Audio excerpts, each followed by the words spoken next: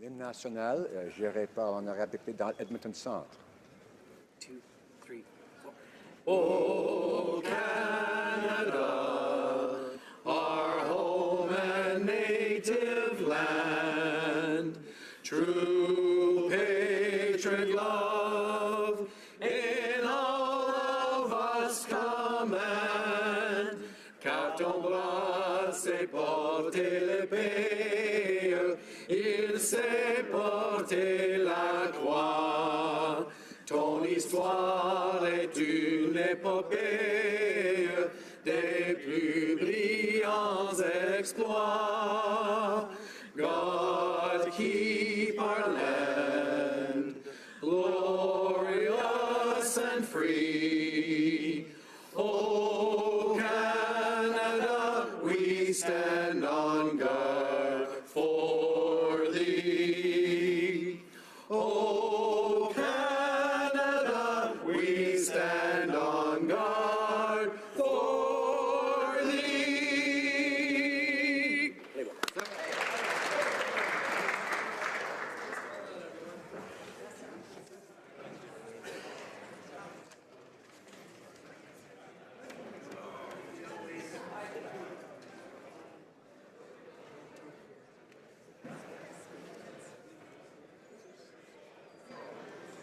Alors, Order. statements by members, déclaration de députés.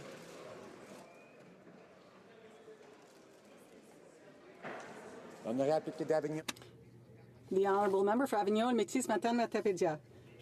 Thank you, Mr. Speaker. The citizens of my riding, Avignon, Métis-Matane-Matapédia, are once again enjoying exceptionally good winter conditions. It's only the beginning of February and already 250 centimeters of snow has fallen. The bounty of our nature, the vistas of sea and mountain make our region unique. And the people know how to enjoy it and how to help our many visitors enjoy it as well. Throughout our riding, hundreds of volunteers give their time to organize events, festivals, and carnivals that highlight our winter. Hundreds of people work hard every day to make our extraordinary ski hills, outdoor centers, and skidoo trails available to everyone. Once again, this winter, young and old are buckling down to organize a range of activities to citizens and visitors alike. Thank you to all the organizers and volunteers.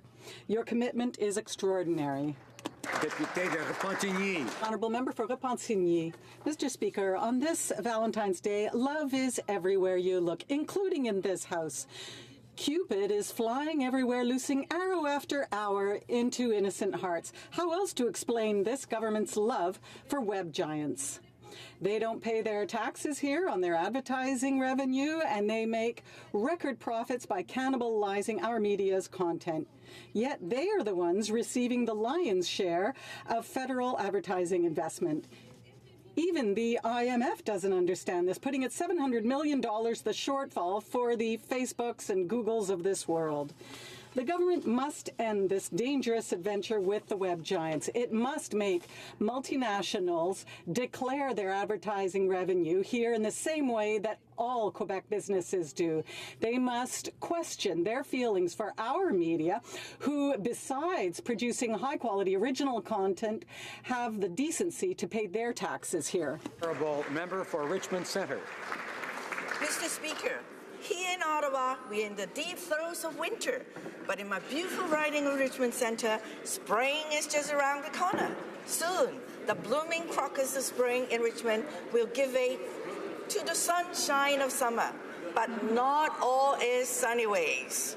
The Canada Summer Job Program plays a crucial role in handing valuable workplace experience to the youth of Canada, and has been used by some agencies combating social isolation among seniors. However, many agencies involved in this important work cannot and will not sign onto the Liberals' values test. I, as well as the numerous constituents of Richmond Centre that have petitioned me, urge this government to remove this shameful attestation and return some of the brightness into the lives of our most valuable resources, the elderly and the young. Thank you, Mr. Speaker. Honourable member for Scarborough-Guildwood.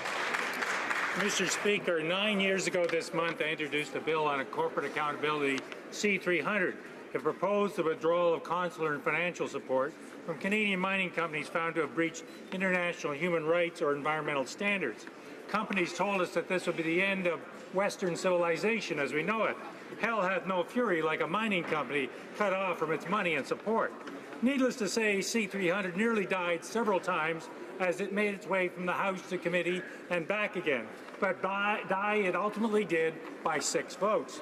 Yet it had an afterlife and lived on in the imagination of civil society, the international press, and hundreds of thousands of Canadians. At one point, 450,000 petitions were presented to the Prime Minister and ignored. January 17th was Resurrection Day for C-300, with the announcement of the creation of the Canadian Ombudsperson for Responsible Enterprise. I'd like to thank the Prime Minister, the previous and current Ministers of International Trade, and the hundreds of thousands of Canadians that kept the dream of C-300 alive. Honourable member for Hamilton Mountain. Mr. Speaker, 9 years after Nortel failed, leaving their pensioners in the lurch, Sears Canada did the same, terminating 15,000 employees, denying severance or termination pay, and cutting off benefits. At the same time, Sears executives were given over $6 million in bonuses. Last month, the Prime Minister said displaced Sears employees can fall back on EI and CPP. Sadly, he doesn't understand that in Canada, the scales are weighted in favor of large corporations and the richest in society. Hard-working Canadians play by a different set of rules or are told to wait at the end of the line. This is why I have introduced Bill C-384, which offers a simple proposal for ending pension theft. My bill includes amendments to Canada's inadequate bankruptcy laws that will ensure that workers' pensions, along with any severance packages, are paid out ahead of wealthy creditors, banks, and parent companies whenever a company files for bankruptcy protection. These changes would have a profound effect on the lives of many workers and pensioners. We can and we must do more. We have offered the government a solution, and now it's time for them to act. Bravo. The Honourable Member for La Salle-et-Mar-Verdun. Mr. Speaker, I rise today to honour Black History Month and recognize the legacy of Black Canadians past and present. Today, I would like to tell you the story of Fred Christie, a die-hard Montreal Canadiens fan, a Montrealer of Afro-American origin who worked hard to get seasons tickets in the 1930s. Like many at the time, Christie was a fan of Maurice the Rocket Richard, and he used to go to the Montreal Forum Tavern to cheer on his team. Unfortunately, in 1936, Christie was the victim of discrimination on the part of the tavern that refused to serve him because of his skin color. Even though he called the police, they never came. He ended up taking the tavern to court. But tragically, eventually, the Supreme Court validated that service refusal. That have suffered similar and tragic stories. This Black History Month, let us reflect on our collective history and recognize not only the suffering of the Black community has endured, but also their massive contribution to Canadian society. Merci. The Honourable Member for Red Deer-Lacombe. Mr. Speaker, the Red Deer Royals Marching Show Band has entertained people all over the world and across our country. They are fantastic ambassadors for our nation and have been a source of immense pride in Central Alberta for nearly 50 years. Just recently, the Red Deer Royals received a gold medal at the 2017 World Music Contest at Kerkrade, Netherlands. For the first time in their history, the Royals have built themselves a permanent home for rehearsals and training. The organization has done yeoman's work to raise the money for this space and now looks for respect from their federal government. The Red Deer Royals have previously applied for Canada 150 funding, but were turned down. They look for other programs to apply through, but there are none. Mr. Speaker, I have in my possession more than 1,000 letters written by Red Deer Royals members, alumni, families, and supporters from all over Central Alberta, requesting the Prime Minister's support to help fund this project. As the current government has no qualms with deficits, is spending billions outside of Canada's borders, pays millions for a temporary ice rink, it seems only fitting that it would support the long-term legacy and ambassadorship of the Red Deer Royals. As I give these letters to the Prime Minister, I hope their request receives every consideration. The Honourable Member for Brossard-Saint-Lambert. Mr. Speaker, I am very pleased to rise in this House today to highlight an important anniversary in the history of my riding, the 60th birthday of the city of Brassard. Despite its young age, Brassard is a first-class city, one of the most open and welcoming in Quebec.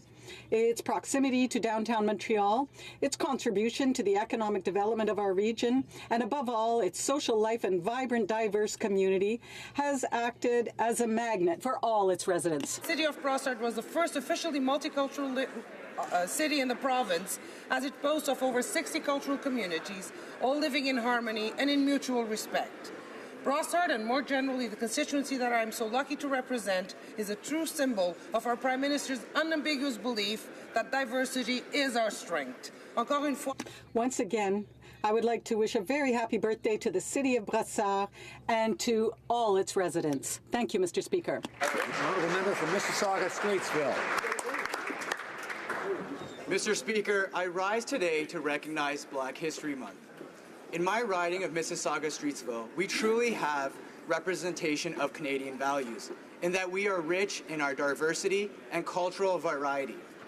To mark the significance of Black History Month, I had the pleasure of attending an event hosted by the United Way Peel region. The primary focus of the event was mental health awareness in the Black community. Now I'd like to, Mr. Speaker, to pay special recognition to the Black Community Advisory Council of the United Way Peel region and their leadership and exemplary work that they show in our community and the understanding and compassion that they promote. Thank you. Honourable member for Markham Unionville. Thank you, Mr. Speaker. Daja How, Wu Shinman How Peng Jo Saibo Go. This week, nearly 2 million Canadians will be celebrating the Lunar New Year. Thousands of Markham residents will be joining in on this festival. In my riding, this day is very special. That is why I have spent some time over the last few weeks putting together red pockets to share with my constituents. This is a time where families get together, decorate, and enjoy a meal together. Please allow me to take this opportunity to wish all the Chinese, Korean, and Vietnamese Canadians a happy New Year. Markham residents will be welcoming the Year of the Dog. I am looking forward to getting back to Markham today to take part in the celebration. Shin Chun Kwai Lo. Thank you, Mr. Speaker. The honourable member for King Vaughan. Mr. Speaker, February 16th marks the start of the Lunar New Year, and the month has been filled with Lunar New Year celebrations across Canada and in my riding. I've had the honour of being invited to the Tet Festival hosted by the Vietnamese Association, the Lunar New Year celebration at Vaughan City Hall, and I have several more wonderful Lunar New Year events to attend over the next few weeks. I want to thank the Federation of Chinese Canadians, Dr. Ken Ng, the Vietnamese Association, and the Korean community for sharing their rich heritage and culture with Canadians and for helping to host a number of wonderful events. On behalf of myself and my colleagues in the House, we wish good fortune, good health, and a year of happiness to all those celebrating. Say hey buk mani baduseo, shuk mong nam moi, gung hei fat choi, Happy New Year. Well, the honourable member for Don Valley North. Mr. Speaker, on the occasion of a Spring Festival, we come together to bridge our cultural differences and to strengthen our multicultural society. Spring Festival is a time to celebrate the contributions of Canadians of Asian heritage to the growth and the prosperity of Canada. Thanks to this country's multiculturalism, new Canadians from all parts of the world enjoy harmony, cross-cultural understanding, and mutual respect. I encourage all my colleagues to participate in tonight's Spring Festival reception from 6 to 8 p.m. in the Sir John Macdonald Building. It is a chance to see firsthand how Canada's commitment to diversity and multiculturalism is what makes this country so special. Happy Spring Festival. 春节快乐. Honourable member for Portage Lisgar. The Olympic Winter Games are in full swing, and despite the cold, Canadians everywhere have Olympic fever. Canadian athletes dedicate their lives to their sport, and to be able to proudly carry the Olympic hopes of all Canadians into competition with them. Che Genoway from Morden in my riding of Portage-Lisgar is one of those fiercely determined athletes who has never given up on his dream. And tomorrow morning, he will take to the ice as the men's Olympic team faces Switzerland.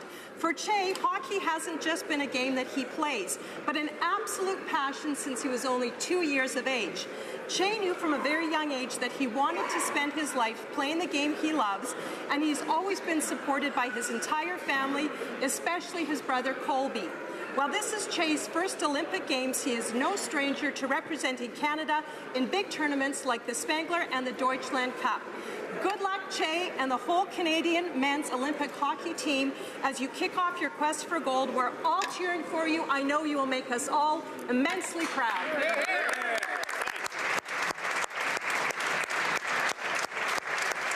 Honourable member for Mississauga, Erin Mills. Mr. Speaker, to quote Emily Dickinson, "If I can stop one heart from breaking, I shall not live in vain.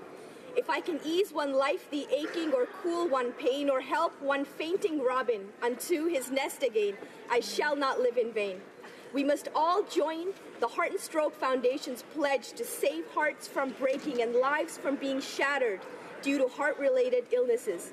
Mr. Speaker, 9 in 10 Canadians have at least one risk factor for heart disease and stroke. Almost 80% of premature heart disease and stroke can be prevented through healthy diet and active living. Today is the Heart and Stroke Foundation's Heart Day on the Hill, and I wear my heart pin to promote healthy hearts. At a time when heart disease is on the rise in Canada, we must raise awareness for ourselves and for our future generation so we can live, love, and use our hearts to our full capacity. Happy Valentine's Day, Mr. Speaker. And to all my colleagues. The honourable member for Vancouver East. 28 years ago, Indigenous women in the downtown East Side marched for the first time to bring attention to the debilitating number of women and girls missing and murdered in their community. 28 years later, the RCMP indicates that there are 1,200 cases of missing or murdered Indigenous women and girls across Canada. Many believe the numbers to be much higher. Communities across the country are still marching, still demanding action and accountability. There's not one Indigenous community in Canada who has not been touched by systemic racism and sexism that allowed Indigenous women and girls to be stolen from their loved ones. And I may add, Indigenous men like Colton Bushey to be killed without repercussions. My heart is with the families and allies who are marching once again for justice. We need to honor the memories of the women and girls by demanding concrete action and justice, not just today, but every single day, Mr. Speaker. The member for Battle River Crowfoot.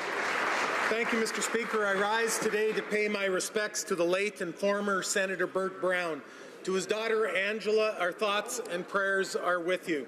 Bert died on February 3rd, just shy of his 80th birthday, and 3 years after the passing of his beloved wife, Alice.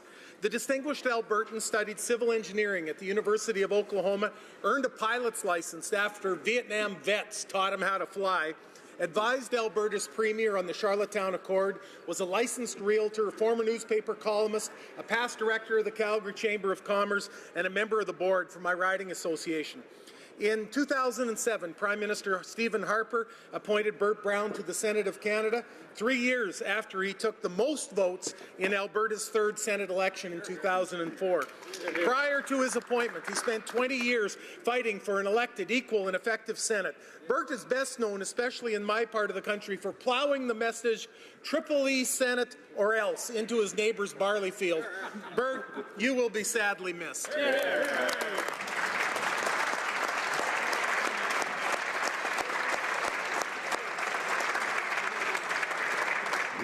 Member for Bay of Quinte. Thank you, Mr. Speaker. Today I rise to applaud the courage and resilience of a remarkable family from the Bay of Quinte who has faced unimaginable loss not once but twice. The Grushi family lost their beloved daughter Holly in 2005 at age 11. The same aggressive brain tumor also claimed their life of their beautiful daughter Katie this past October at age 20. Yet they have remained tireless advocates for others affected by this devastating disease.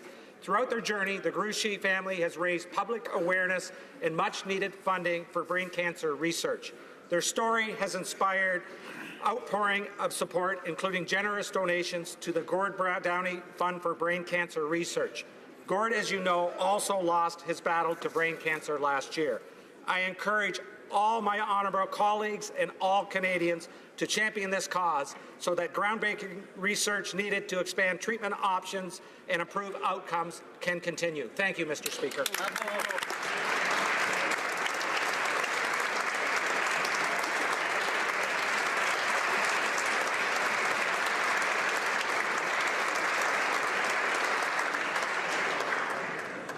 Oral questions, questions orales. The honourable member for Milton.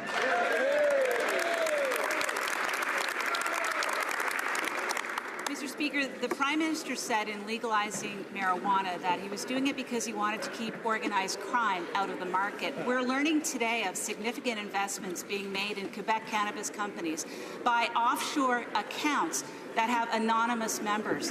Can the Prime Minister give us assurances that these are not companies set up by organized crime? Honourable Prime Minister. Mr. Speaker, right now, the sale of marijuana across this country puts billions of dollars in the pockets of organized crime. That is a failure of the current actual system. We know by legalizing and controlling the sale of marijuana, not only will we reduce the profits going to organized crime, street gangs, and gun runners, we're going to do a better job of protecting our kids and their communities with a legalized framework. The honourable member for Milton. Mr. Speaker, I'm trying to bring to the Prime Minister's attention an actual issue, and I don't need his talking points given back to me. There's a company that's based in the Cayman Islands. It has secret investors. It has just invested $271 million into a Quebec cannabis company, and guess what? The founder of that company, the former chief financial officer of the Liberal Party of Canada. Whoa. Canadians deserve to have the assurance that there's no organized crime element within these secret investors. The honourable Prime Minister. Mr. Speaker, one of the fundamental reasons for which we are legalizing and controlling the sale of marijuana is to reduce the amount of profits going into the coffers of organized crime across the country. For 10 years, the Conservative government allowed to perpetuate a system of prohibition that actually created sources of funding for organized crime, street gangs, gun runners to continue to expand their illicit activities. We are moving forward to limit the profits to organized crime through the legal framework for marijuana. That's what we're sticking with.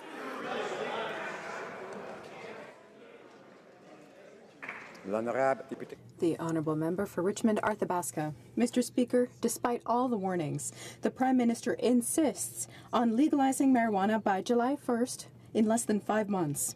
The closer we get to the deadline, the more we understand why. Where there's money, where there are tax havens, there are people close to the Liberal Party ready to do anything to line their pockets. Is that why the Prime Minister is trying to interfere with the work of senators in the Senate? The Right Honourable Prime Minister. Mr. Speaker, it's very simple. The current system is a failure. It does not protect our children. It does not protect our communities. It does not prevent organized crime from profiting through millions of dollars through the sale of marijuana. That is why we are putting forward a system that will control and regulate the sale of marijuana as well as its production in order to make sure that we can better protect our children and better protect our communities and ensure that organized crime does not profit through billions of dollars. The honourable member for Richmond Arthabaska. Mr. Speaker, here are the facts of why the Liberals want to rush the legalization of marijuana, because hundreds of millions of dollars from anonymous investors located in tax havens have invested in Canadian companies that belong to certain friends of the Liberals. Can the Prime Minister assure all Canadians that nobody involved with organized crime, none of his Liberal friends, are among the companies that are producing marijuana? The Right Honourable Prime Minister. Part of our framework around the sale of marijuana includes conducting in-depth verification, including verifying investors in marijuana-producing companies. I can say that, yes, we are going to make sure that nobody involved in organized crime is investing in the sale and production of marijuana. The Honourable Member for Richmond-Arthabaska. Mr. Speaker, tax haven is synonymous with Liberal Party. The former National Director of the Liberal Party of Canada, the former Chief Financial Officer of the Liberal Party, former Liberal Ministers of Health, Justice, and National Revenue, and major party donors. What do they all have in common? They are all influential Liberals. They are all people the Prime Minister knows personally. They are all people who are getting rich with the legalization of marijuana. Are we witnessing the new sponsorship scandal? The Right Honourable Prime Minister. Once again, Mr. Speaker, the Conservatives are trying to distract us from their own failure in this file. Under Conservative leadership, they perpetuated a system where youth in Canada had easier access to marijuana in Canada than 29 other countries throughout the world. Their system was a complete failure. We want to better protect our youth. We want to eliminate the profits generated by organized crime, and that is exactly what we are doing, and they have nothing to say about that. The Honourable Member for Rimouski, Neigette, Témiscouata, Les Basques. Those voted down an NDP motion that would have taken real action in fighting tax havens. Why this Prime Minister won't stand up to tax cheats and the unaccountable leadership at the Canada Revenue Agency is beyond me. But what's clear to me and what's clear to Canadians is that highly connected Liberal insiders aren't shy about exploiting Canada's weakness on tax havens to invest in cannabis production. Why is the Prime Minister so slow on enacting on the unaccountability of the CRA, so slow in acting against tax havens, and even slower in addressing the critical issue of anonymous tax havens in investing in Canadian cannabis production? The Right Honourable Prime Minister. It's nice to see the NDP and Conservatives working together for once. The Minister of Finance recently reached an agreement with his provincial and territorial counterparts to ensure that we know who owns which corporations, which will prevent Canadian or international companies from facilitating tax evasion, money laundering, and other criminal activities. There will be background checks on significant investors in any marijuana organizations. That is the kind of framework that we're putting in place to protect Canadians, to reduce the profits of organized crimes, and protect our communities. The Honourable Member for Rimouski, Neigette, Témiscouata, Les Basques. The problem is that the financial agreements signed by the government ensure that we can't find out who's part of those tax havens. And these information sharing agreements don't work. We still don't know who is at the head of these companies, who's investing in tax havens. How do we know who's investing here afterwards? And then we found out that friends of the Liberal Party, for example, a former advisor, use tax havens in order to invest in cannabis production. And all that just a few months before legalization. You will understand that we're a bit worried about this. This is a wake-up call that the Prime Minister is ignoring. When will he wake up and realize that his Liberal friends are just the tip of the iceberg? The Right Honourable Prime Minister. Mr. Speaker, we will continue to counter tax evasion and aggressive tax avoidance. We invested nearly $1 billion in the Canada Revenue Agency in order to counter that.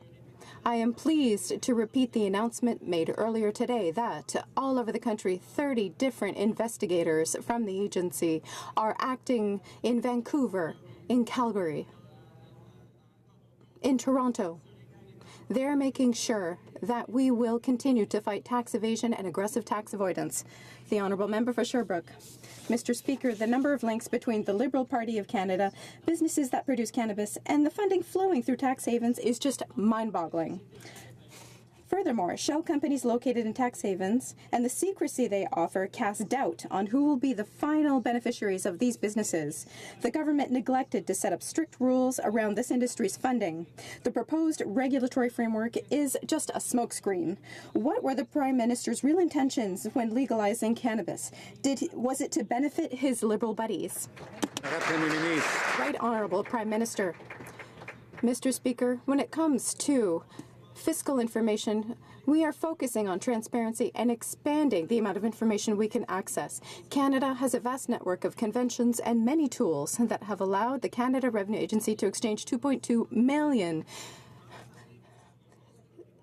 sources of information because of the historic investments that we have made to counter aggressive tax avoidance and tax evasion. The agency will be able to recover over $5 billion over the next several years. We are going to continue to work that we counter tax evasion and aggressive tax avoidance. Burnaby. Mr. Speaker, simply there is no due diligence. We're talking about $277 million coming to Canada from secret tax havens, benefiting from the poor management by this government of cannabis. We don't even know who's involved. Is it Liberal insiders again? Is it organized crime? Or is it both? The Prime Minister's willingness to sign anything with overseas tax havens and poor fiscal rules mean these secretive funds don't even have to report their capital gains in Canada. Perfect for money laundering. Why is this Prime Minister being so utterly irresponsible? Honourable Prime Minister. Mr. Speaker, protecting the health and safety of Canadians is a top priority for our government, and that is why we were moving forward on a legalized regime for the sale of marijuana.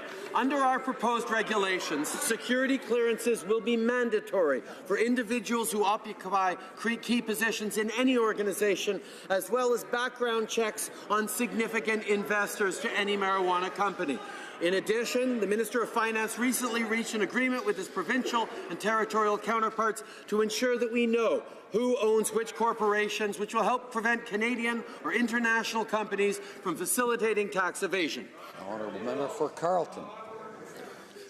On the subject of ministers receiving valuable and improper gifts, the Liberal Vice Chair of the Ethics Committee and Liberal member of the Prime Minister's caucus said, and I quote, "I do think repayment of the reasonable value of an improper gift that one receives is prudent and reasonable for the Act."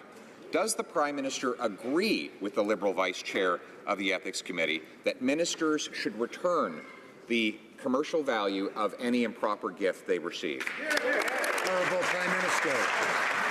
Mr. Speaker, immediately after the Ethics Commissioner released her report, I accepted the findings of the report, took responsibility, and I'm following up on every single element of her advice or recommendation. That's what Canadians expect, and that following of the Ethics Commissioner's advice and recommendations is exactly what Canadians expect of any of us. Order. Do members not think that Canadians have the capacity to judge the quality of questions and answers? I think they recognize that that's the case. I think members know that Canadians, the public, has the capacity to do that. They don't need assistance in this chamber. Member for Carleton. Well, I'm glad the Prime Minister mentioned the Ethics Commissioner because his Vice Chair asked the Ethics Commissioner if he agreed that a minister should return any improperly received gifts, and the Commissioner said, of course it would be. Does the Prime Minister agree with the Ethics Commissioner on that? Honourable Prime Minister. What's interesting, Mr. Speaker, is we have the best economic growth numbers in 10 years, the lowest rate of unemployment in 40 years, the fastest growth rate in the G7, and the members opposite spend their time slinging mud, making personal attacks, trying to stir up stories that have already been dealt with. I took responsibility. I accept the full recommendations and advice of the Ethics Commissioner, and they don't have anything else to criticize us on, Mr. Speaker.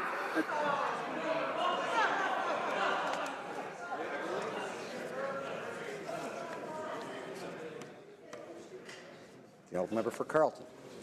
Mr. Speaker, we're just trying to help Liberal cabinet ministers understand what the rules are.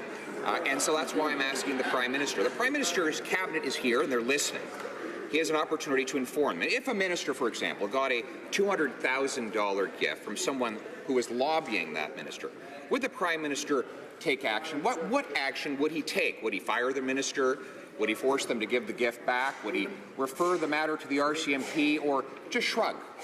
Right Honourable Prime Minister. Mr. Speaker, as has been the case for previous Prime Ministers and as the former Commissioner herself stated, security costs are incurred whenever and wherever the Prime Minister travels. Moving forward, of course, I'm happy to follow all the advice and recommendations that the Commissioner had to make, including surrounding personal and private travel. Honourable Member for Carleton. Mr. Speaker, I'm not talking about the cost of the transportation and security. I'm talking about the commercial value of a gift. I never actually mentioned the Prime Minister, by the way. I just described some conduct, and he immediately attributed it to himself. But it's funny, an island like the one on which he vacationed, they're advertised for, and they cost a lot of money, Mr. Speaker, approximately $200,000 for the amount of time and the number of people the Prime Minister had vacationing as part of this gift.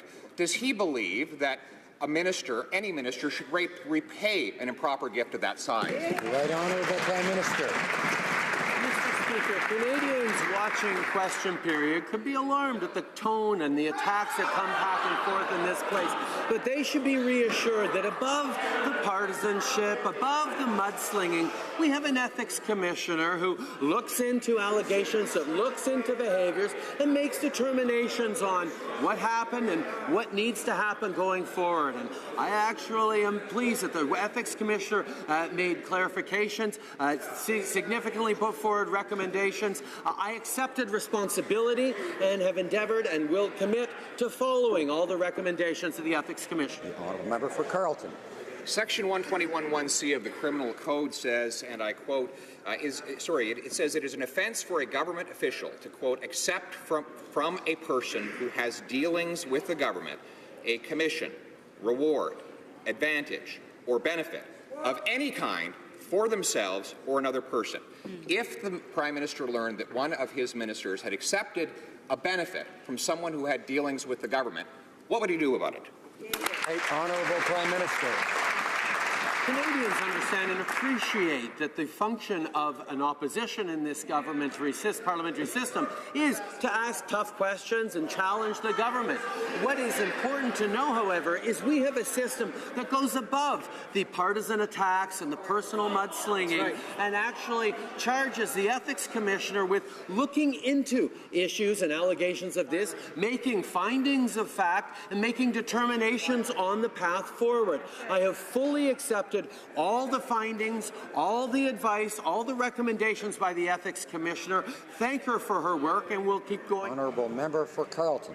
Mr. Speaker, once again, I merely quoted sections out of the Criminal Code without referring to the Prime Minister. He instantaneously assumed that I was making a personal attack against him. This is a Prime Minister who accepted a gift that's worth approximately $200,000 from someone who is seeking a $15 million grant from the Government of Canada.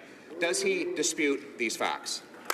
Honourable Prime Minister. Mr. Speaker, the issue we've run into with this particular member opposite before is he was able to say things in the House of Commons out from under parliamentary immunity that he would no longer repeat outside.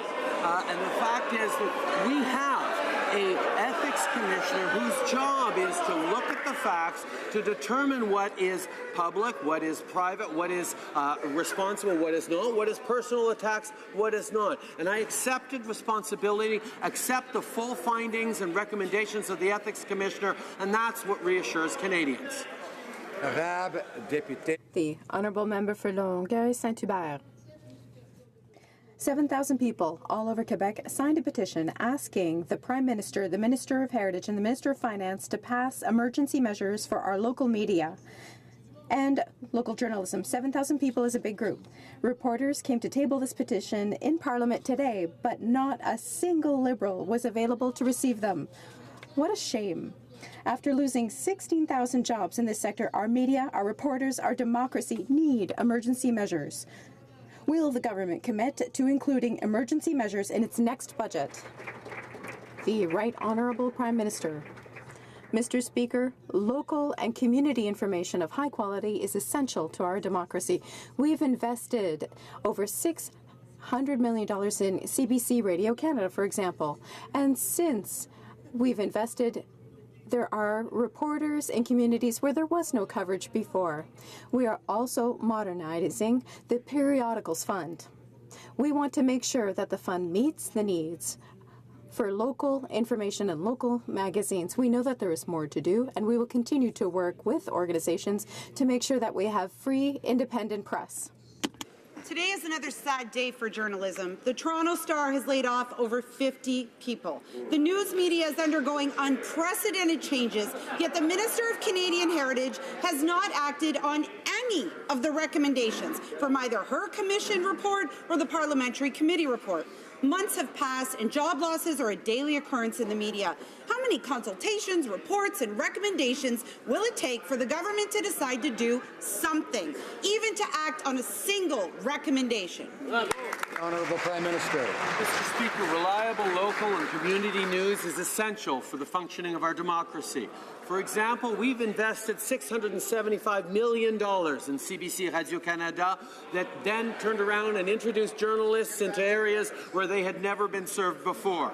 We're also modernizing the Canada Periodical Fund to ensure that it's meeting the needs of local news and magazines, including in the transition to digital. We know there is more to do, and we will continue to work with our valued friends and partners in the media to ensure that they can continue to do their job of holding the democracy to account and informing citizens.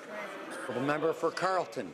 Section 121(1)(c) of the Criminal Code makes it an offence for a government official to, quote, accept from a person who has dealings with the government a commission, reward, advantage, or benefit of any kind for themselves or another person. Was the Prime Minister aware of this section of the Criminal Code when he accepted a $200,000 gift from a person who has dealings with his government? Honourable Prime Minister. Mr. Speaker, again, above the mudslinging, we have an Ethics and Conflict of Interest Commissioner who is tasked with looking into the facts of issues and making recommendations and holding parliamentarians, all parliamentarians, to account. When the Commissioner put forward her report, I fully accepted that report, took responsibility, and have been implementing the advice and recommendations she made from it. The opposition may continue to want to sling mud and make personal attacks, but Canadians can be reassured that the Ethics Commissioner is doing her job, has done her job. The honourable member for Carleton. But her job does not include investigating matters under the Criminal Code. There are two essential elements to Section 121(c) of the Criminal Code. A government official accepting a benefit, one, from a person who has dealings with the government. Two, did the Prime Minister accept a benefit from the Aga Khan? Does the Aga Khan have dealings with the government? Simple. Right Honourable Prime Minister. Mr. Speaker, these are all questions that the Ethics Commissioner dug into in her report and made clear recommendations on. What's clear, however, is that on this side of the House, we value and respect the work done by officers of Parliament. On that side of the House, they continue to question the work of the Ethics Commissioner, just like they did, Mr. Speaker, for 10 years of insulting, minimizing, discarding the advice of officers of Parliament. That's what they did when they were in government. We take a different approach. We respect the great work done by our officers of Parliament. Excellent. Member for Carleton. Well, it's not the Ethics Commissioner that's responsible for investigating matters under the Criminal Code, Mr. Speaker. The RCMP is responsible for that. Did the Prime Minister or his office ever discuss his island vacation with any member of the RCMP? Right Honourable Prime Minister. Mr. Speaker, again, the Ethics Commissioner did a complete and thorough investigation at the request of members opposite. I cooperated with the Ethics Commissioner on every step of the way, and her report is fulsome and rigorous. If they choose to question the work that she's done, the quality of work that the former Ethics Commissioner did, well, that's their prerogative. And quite frankly, it's consistent with the approach that the Conservative government under Stephen Harper always had, which is minimize, discard, and ignore the great work done by officers of Parliament. Right. A member for Carleton. Mr. Speaker, I want to be clear. On behalf of the opposition, we fully endorse the Ethics Commissioner's finding of guilt for this Prime Minister. He wrote 4 sections of the ethics law, and now he wants to turn himself into the victim because the opposition is asking legitimate questions about Section 121 of the Criminal Code. Does he dispute that he accepted thousands of dollars of benefits from somebody who had official dealings with his government and with him personally? The Prime Minister. Mr. Speaker, in this place, we have a system where different parties ask questions and hold governments to account, and it works very well. But what also works very well is Canadians can be reassured that above the mudslinging and personal attacks, we have officers of Parliament, like the Conflict of Interest and Ethics Commissioner, who will dig into the actual facts of the matter, make thorough investigations. We worked with the Ethics Commissioner throughout the fall and can say we fully accept all her findings and have moved forward on accepting all her recommendations. Honourable Member for Jonquière. Mr. Speaker, mail carriers in rural and suburban areas are paid 25% less per hour than their urban counterparts, and they also have fewer benefits. 2/3 of rural mail carriers are women, while a majority of urban mail carriers are men. Canada Post refuses to even acknowledge that a pay gap exists, and the government is dragging its feet on the issue. Women have waited long enough. When will this government keep its promise and end this injustice? Right Honourable Prime Minister.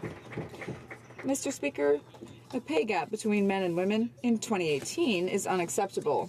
After 10 years of inaction from the former government, we are taking action to eliminate the pay gap and to encourage women's participation in the labour market. $7 billion to meet the educational needs and childcare, an increase in childcare benefits, investments in affordable housing, setting up flexible work hours, and I could go on and on. I know there's still work to be done, but we will keep working. Ladysmith. 30 years Canada Post fought its female workers in court. It's shameful. 2 years ago, the Liberals voted for our NDP motion to give women the respect we deserve and implement pay equity. But we still haven't seen any movement. The Prime Minister claims to be a feminist, yet his government has not legislated pay equity in law. Women want concrete action today. We've waited far too long already. With the budget coming in 2 weeks, will this government finally introduce measures to legislate equal pay for women? We're looking for action, not words. The Right Honourable Prime Minister. I'm very pleased that half an hour into question period, we finally get a question on the upcoming budget. We consider that the gender wage gap in 2018 is unacceptable. Therefore, after 10 years of inaction from the previous government, we're taking action to help address the wage gap and support women's labour market participation. Already, we've put $7 billion to address early learning and childcare. We've increased parental and maternity benefits. We've invested in affordable housing and home care, and we are also going to be moving forward on pay equity. The member for Brampton East. Thank you, Mr. Speaker. Mr. Speaker, in my riding of Brampton East, young people are eager to share their ideas on the most pressing issues of our time. That's right. Each week I host a basketball drop-in where 100 young Canadians come in, and we play some ball and we talk about issues impacting Canada's future. Whether that's climate change, economic prosperity, or social justice issues, young Canadians are ready to have their voices added to the conversation. Will the Prime Minister please update this House and all Canadians on the launch of a national dialogue on Canada's first youth policy and how young Canadians can be involved? Thank you. Right Honourable Prime Minister. Mr. Speaker, I thank the member for Brampton East for his question. As we know, young Canadians aren't just leaders of tomorrow, they're leaders today. We announced the launch of a new interactive online platform, youthaction.ca, where young Canadians can share their ideas and perspectives on the development of a youth policy. This is the first step towards building a policy that will hold this and future governments to account when it comes to issues that matter to young Canadians. I encourage all young Canadians to join the conversation and look forward to their feedback. Honourable Member for Lakeland. Mr. Speaker, if the Liberals have a plan of action and they're going to actually do what it takes to get Trans Mountain built, why did they refuse to tell Canadians exactly what that plan is? The only consistent action by the Liberals has been inaction, and the Prime Minister's failure of leadership has directly led to the escalating interprovincial dispute. Clearly, he's lost control of this national priority. The pipeline opponents say they'll use all tools available to kill it. What tools will the Prime Minister commit to use to get the pipeline built? Prime Minister. Well, Mr. Speaker, this is eerily reminiscent of the tone and the approach that for 10 years failed to get pipelines built from the government, the previous Conservative government. They thought ramming things through was a way to get things done, and they didn't get it done, Mr. Speaker. On this side of the House, we understand what Canadians know, that you protect the environment and grow the economy together. And that's exactly what we're doing. That's why we put forward a national plan on fighting climate change at the same time as we are moving forward on building the Keystone XL pipeline, the Kinder Morgan pipeline. Member for order. Order. The Honourable. Feel the love. Valentine's Day. Order. The Honourable Member for Lakeland. That's confidence building. Wrong one. The minister says he won't accept any unnecessary or undue delays on the Trans Mountain expansion, although he won't define them, even though it's already been held up for 142 days. Construction is stalled, spending is slowed, operations are postponed. The Prime Minister says he won't allow it to be stalled or stopped, and he claims the pipeline will be built. But yesterday, the Liberals defeated a motion just asking them to set out a concrete plan of action. He won't answer today. Is the Prime Minister not willing to announce his plan because he actually doesn't even have one? Honourable Prime Minister. Mr. Speaker, we understand that protecting the environment and growing the economy go together. And that's exactly what we've done. We have focused on building world-class carbon reduction plan that's actually going to deliver on our Paris targets. We've invested over $1.5 billion in protecting our coasts, and we're moving forward on getting our resources to new markets through the Kinder Morgan pipeline. These are the things that Canadians expect of a government, to pull things together and create environment and economy that go together. That's what they failed to do. That's what we're doing. The Honourable Opposition House Leader. Well, let's look at the facts regarding the Liberals and pipelines. The Prime Minister was a failure on Northern Gateway. That one's dead. And the Liberals' anti-development policy has killed Energy East. That's dead. And Trans Mountain is now under threat because the Prime Minister is abdicating his responsibility and missing in action. The Prime Minister standing up and spouting platitudes is not leadership. So, does he have a plan, and when is Kinder Morgan going to get started? Honourable Prime Minister. Mr. Speaker, the leadership we've demonstrated on growing the economy and protecting the environment together is showing its fruits, is showing benefits. We have the fastest growing economy in the G7 right now, the lowest unemployment rates in 40 years, and it's partially because we have restored Canadians' trust in our process. They know that we can both reduce our carbon emissions and meet our Paris targets and build outlets for our resources to new markets, like the Kinder Morgan pipeline. That's what Canadians expect. That's what they failed at. Honourable Opposition House Leader. Mr. Speaker, we've heard the Prime Minister, his top advisors, and many of his own caucus say that they think our oil should stay in the ground and pipelines should not even be built. And now the Prime Minister has said that approving Trans Mountain was a trade-off. He admitted that he used it as a bargaining chip to negotiate with. It's clear the Prime Minister doesn't value or respect our natural resources and the people who work in them. He sees them as pawns for his own benefit. When will this Prime Minister stand up for energy workers' interests and get Trans Mountain started? Honourable Prime Minister.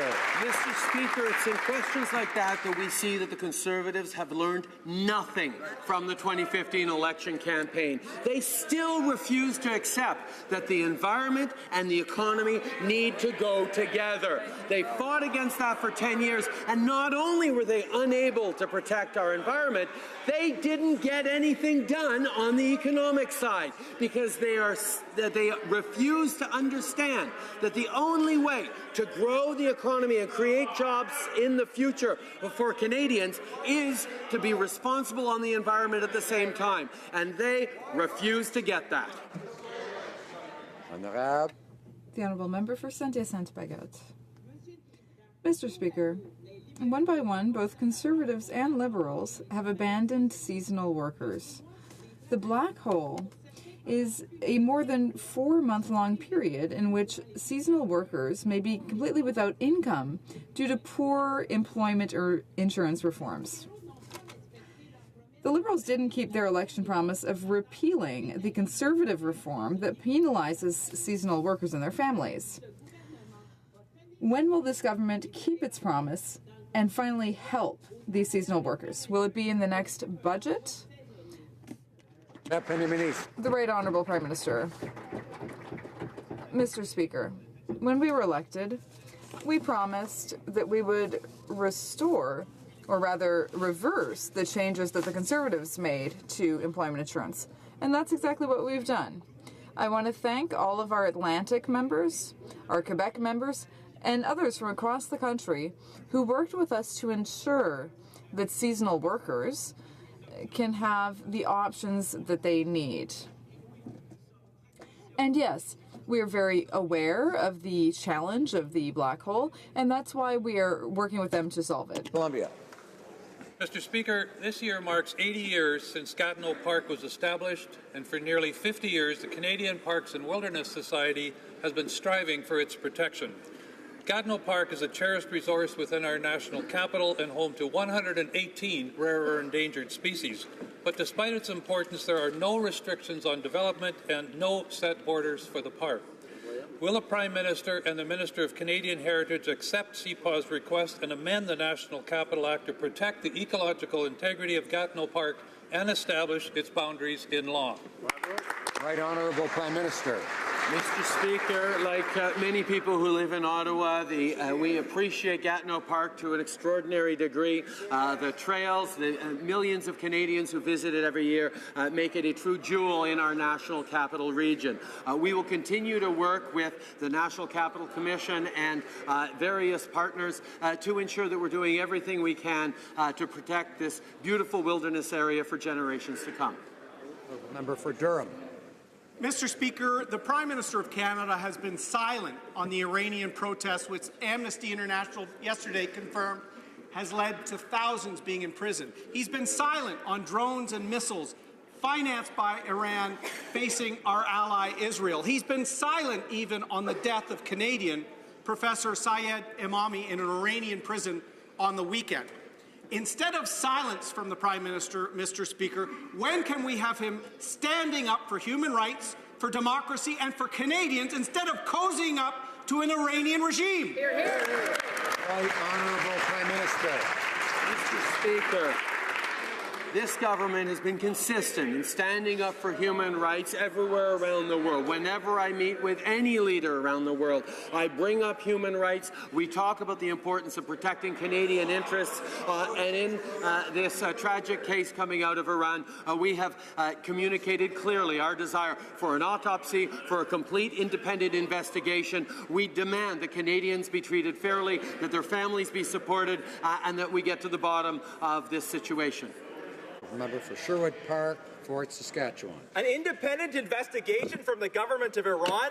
After those town halls, maybe it's hard to know when the Prime Minister is joking. But this joke isn't funny, Mr. Speaker. This is a government, the government of Iran, a regime that gives LGBTQ children electric shock therapy. The government should stop cozying up to the regime. This is his chance. The Prime Minister has said nothing thus far on the protests. So could he stand up and finally support the cause of protesters who are fighting for democracy, human rights, justice, and the rule of law? Right, Honourable Prime Minister.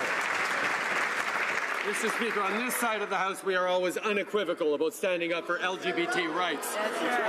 We are, of course, deeply troubled by the deaths and detentions of protesters during protests in Iran. The Iranian people must be able to freely assemble without facing violence or imprisonment. We will always defend human rights. That's why Canada rallied more countries than ever before at the UN in November on a resolution calling on Iran to comply with its international human rights obligations. Our government is committed to holding Iran to account for its violation of human and democratic rights. Honourable Member for Calgary-Nose Hill. Organizations are swiftly ending their affiliation with Oxfam after serious allegations of its staff sexually exploiting Haitian women have surfaced. In November, the Prime Minister announced $17.5 million to Oxfam's Philippine operations to empower women and girls in gender-sensitive sexual health services. Today, Oxfam's regional director for Asia said she knew of claims of sexual abuse involving their staff in the Philippines. Will the Prime Minister suspend funding to Oxfam? Right, Honourable Prime Minister. Mr. Speaker, we strongly condemn all forms of exploitation and abuse of women and children in the conduct of international aid operations, and we take these situations and these allegations very seriously. Oxfam Canada and Oxfam Quebec confirm that no employee or Canadian funds are connected to the deplorable situation in Haiti. And in regards to Philippines, we're following up because we require that all partners we work with in disaster or humanitarian situations adhere to internationally agreed on codes of conduct and code principles related to sexual exploitation and abuse. Honourable Member for Surrey Centre. Mr. Speaker, love is in the air as today is Valentine's Day. I'm reminded of the Centino family. They are a married couple with children and face difficulty due to separation. Through a spousal sponsorship, they were reunified and overjoyed that their file was approved and finalized. The Conservatives kept newcomer families apart by making them wait for over 26 months to be reunited in Canada with their spouses and children. Will the Prime Minister please update the House on how our government is continuing to support family reunification on this Valentine's Day? Prime Minister. Mr. Speaker, I want to first thank the member from Surrey Centre for his question and for his advocacy on this family reunification issue. The Conservatives left us a backlog of over 75,000 applications and forced families to remain separated from each other for over 2 years. With our commitment and investments in family reunification, we have reduced the backlog to under 15,000 and maintained a service standard for processing applications in under 12 months for spouses and children.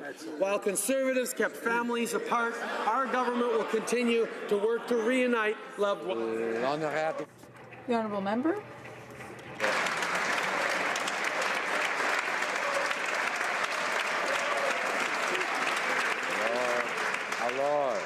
Order.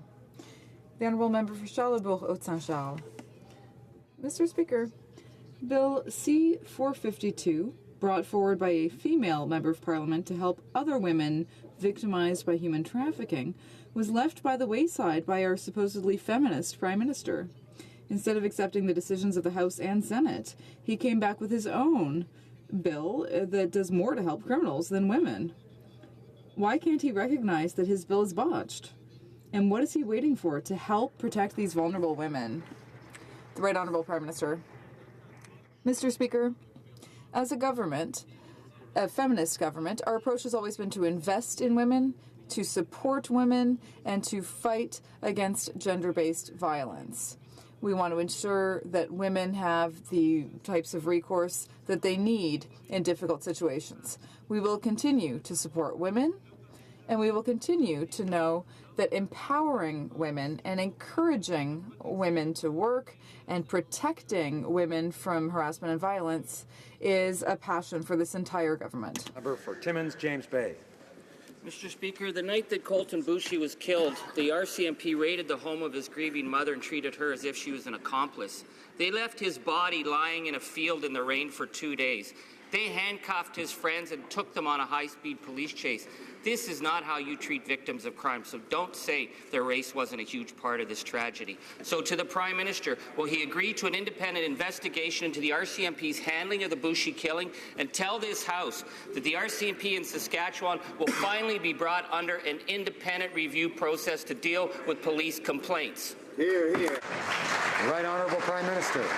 Mr. Speaker, I was touched and honoured to be able to sit with family members, with Colton Boushie's family members just yesterday, and to reflect with them on the challenges facing not just them, but Indigenous peoples across this country, facing the justice system, facing police services. And what I was incredibly inspired by in their conversation is, despite all the pain and despite all the anger, they are very much focused on fixing the system for the future, for other families. We are going to work with them. We are going to fix our justice system, our police systems, make sure that everyone is treated fairly. The Honourable Member for Avignon-la-Métis, Matane-Matapédia. Mr. Speaker, my colleagues and I are working hard to represent our citizens in Ottawa. For some time, people have been talking to us about their concerns about this insurance employment black hole. We are very aware of this issue, and as the Prime Minister said earlier, we have already reversed the Conservatives' EI reform in order to support seasonal workers. Can the Prime Minister tell us more about this issue in order to respond to their concerns? The Right Honourable Prime Minister. Mr. Speaker, I want to thank the member for Avignon-la-Métis, Matane-Matapédia, for his question.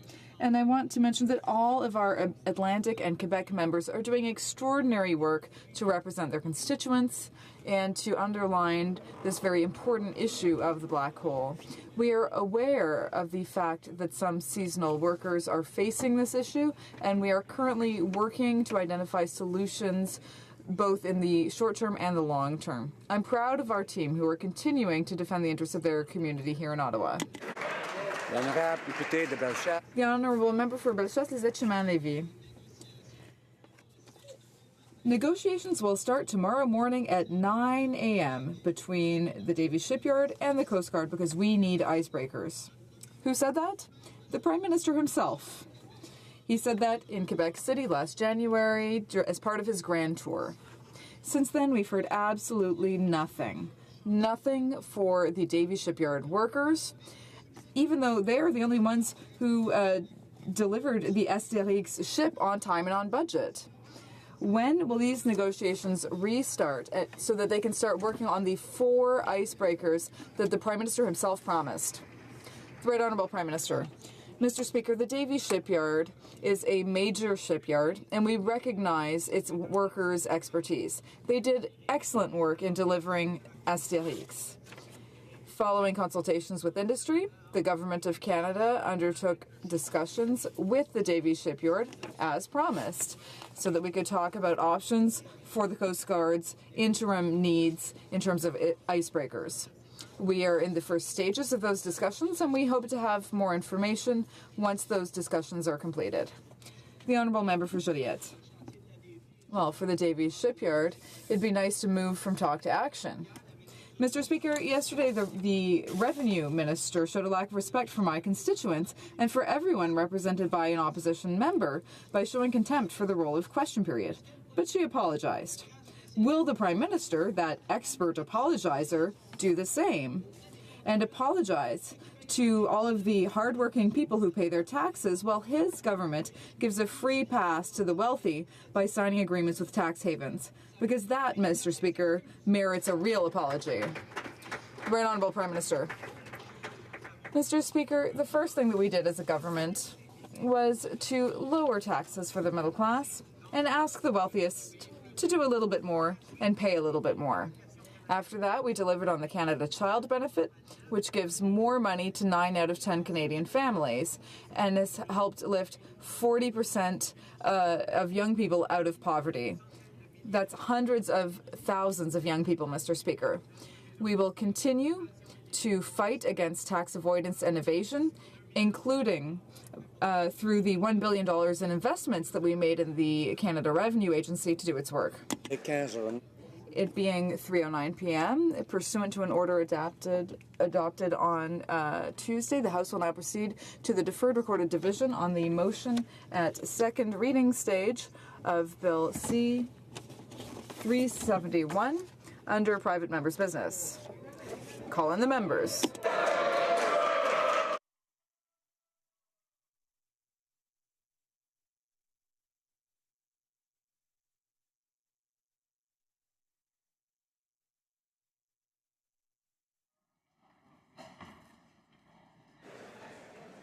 The question is as follows. Mr. Clement, seconded by Mr. Anderson, moved that Bill C-371, an act respecting the prevention of radicalization through foreign funding and making related amendments to the Income Tax Act, be now read a second time and referred to the Standing Committee on Public Safety and National Security. All those at my left in favor of the motion will please rise. Mr. Clement. Fifth row at my left. Mr. Stanton. Mr. Stanton. Mr. Lauzon, Stormont, Dundas, South Glengarry. Mr. Lauzon.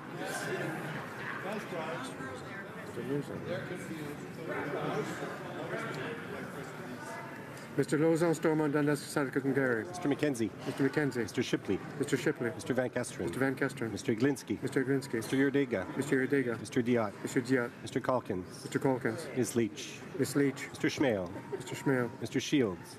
Mr. Shields. Mr. Vierson. Mr. Vierson. Mr. Wall. Mr. Wall. Mr. Weber. Mr. Weber. Mr. Motts. Mr. Motts. Mr. Benson. Mr. Benson. Mrs. Cousy. Mrs. Cousy. Mr. Lloyd. Mr. Lloyd. Mrs. Falk, Battleford's Lloyd Minster. Miss Falk, Battleford Lloyd Minster. Mr. Plamondon. Mr. Plamondon. Mr. Sainte-Marie. Mr. Plamondon. Mr. Saint-Marie. Madame Posé. Madame Posé. Monsieur Thériault. Monsieur Thériault. Monsieur Beaulieu. Mr. Beaulieu. Monsieur Barcelou-Duval. Mr. Barcelou-Duval. Madame Gill. Madame Gill. Monsieur Boudria. Monsieur Boudria. Fourth row at my left. Mr. Falk-Provencher. Mr. Falk-Provencher. Monsieur Généreux. Mr. Généreux. Monsieur Gould. Mr. Gould. Mr. Kimmich. Mr. Kimmich. Mr. Macaulay, Edmonton West. Mr. Macaulay, Edmonton West. Mr. Jennis. Mr. Jennis. Mr. Lobb. Mr. Lobb. Mr. Albrecht. Mr. Albrecht. Mr. Dreeshen. Mr. Dreeshen. Mr. Zimmer. Mr. Zimmer. Mr. Hobach. Mr. Hobach. Mr. McGuire. Mr. McGuire. Mr. Cooper. Mr. Cooper. Mr. Arnold. Mr. Arnold. Mr. Clark. Mr. Clark. Mr. Godet. Mr. Godin.